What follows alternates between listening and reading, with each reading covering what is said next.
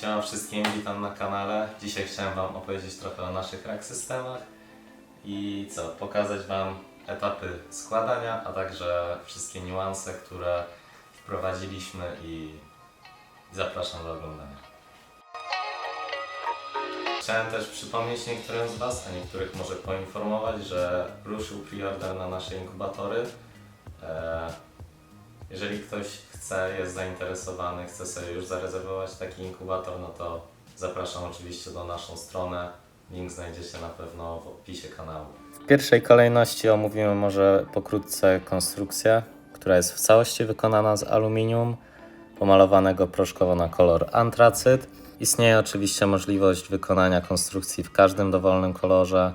Stelaż pomimo niższej wagi niż taka klasyczna konstrukcja zachowuje swoją stabilność, a wręcz wydaje mi się, że jest bardziej stabilny podczas wysuwania czy wsuwania pudeł.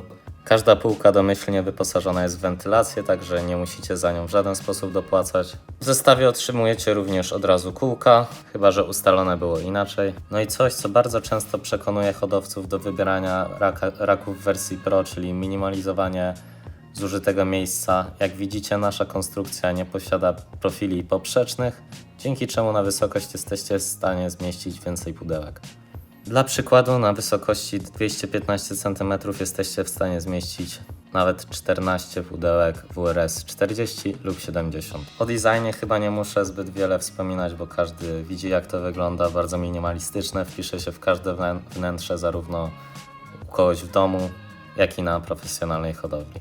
Kwestią, o której również należy pamiętać, to, że raka zawsze można rozbudować na szerokość i w przypadku systemu Pro my zalecamy brać jeden pion, a następnie rozszerzać go o dwa, a nie tak jak w konstrukcji klasycznej, iść w górę. No i ostatnim takim smaczkiem, o którym chciałbym tutaj wspomnieć, to mała dziurka w każdej blasze, która pozwala nam zastopować ją przed wysunięciem węża. Oczywiście nie jest to konieczne, ale niektórzy czują się w ten sposób bezpiecznie. Zazwyczaj po rozpakowaniu palety zostaje Was mniej więcej taki widok. No i opowiem Wam teraz mniej więcej, jakich części potrzebujecie, jakie części otrzymujecie.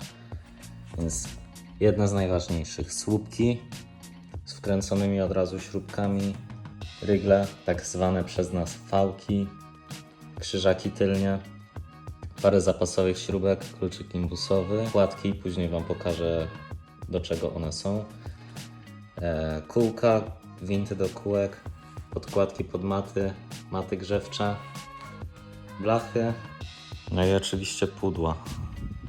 Jeżeli już upewniliście się, że macie wszystkie części, to możemy zaczynać ze składaniem. Należy pamiętać, żeby najdłuższe słupki były ustawione w tą samą stronę, czyli na przykład śrubkami do góry, oraz żeby z tej samej strony miały dziury, otwory na kółka.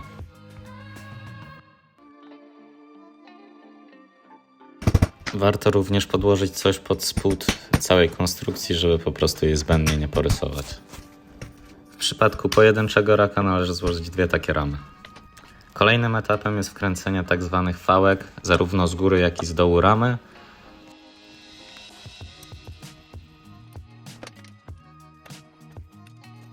Kiedy obie ramy mamy skręcone, stawiamy je w pionie, najlepiej zrobić to w dwie osoby i skręcamy je od tyłu krzyżakami. Należy pamiętać, żeby krzyżaki w tym momencie nie były skręcone na maksa, tylko żeby pozostawał w nich luz. W przypadku raka, który ma więcej niż dwa piony, należy pamiętać, że w tym momencie skręcamy jakby całą konstrukcję ram i krzyżaków. Jednym już z ostatnich etapów jest zakładanie półek, które zakładamy od dołu, i najważniejsze w tym na ten moment jest, aby upewnić się, że półka zawsze weszła na 4 śrubki. Szczególnie jest to ważne przy półce drugiej i przedostatniej, gdyż tam znajduje się krzyżak. Jeżeli wszystkie półki mamy już założone, przechodzimy do dokręcania ich. Najlepiej robić to po prostu z każdej strony po kolei.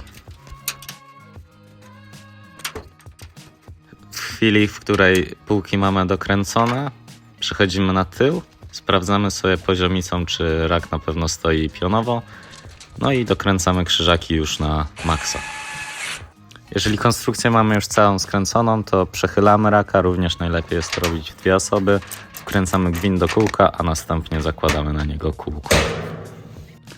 Na wszystkie półki, jeżeli rak jest już skręcony, nakładamy podkładkę pod matę, a następnie matę. Matę można nakleić na podkładkę i sposób, który u mnie najlepiej się sprawdza, to po prostu położyć podkładkę, a następnie lekko spryskać pod nią na przykład płynem dezynfekującym lub po prostu wodą. Ona tak wtedy się przysysa i jest nie do zdjęcia. No i aby móc się naszym rakiem cieszyć i korzystać z niego już wraz ze zwierzakami, trzeba pamiętać o dobrym termostacie, który montujemy sobie w naszym przypadku z tyłu oraz o tym, aby czujka była dobrze zabezpieczona, by po prostu się nie mogła zerwać. My robimy to na taśmę.